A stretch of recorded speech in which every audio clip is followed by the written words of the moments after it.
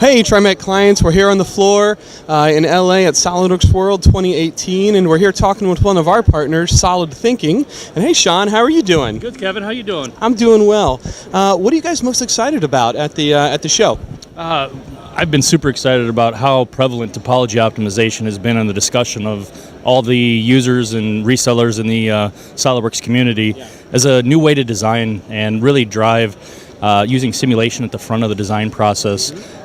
So we just rolled out our newest Inspire 2018, our simulation-driven design suite. In there, we've now added lattice structure optimization.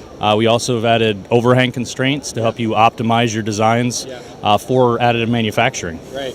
Awesome.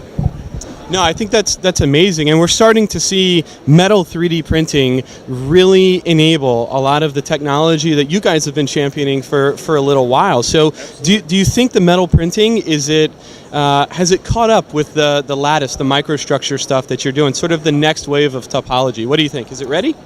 It's coming, right? We're at the very cusp, the very starting point of this, but we're seeing conformal lattice structures being able to be printed by many of the laser sintering ones. As the newer technology, the desktop metal and the Mark Forge technology starts coming to market, we'll see how lattice structure plays into those technologies as well.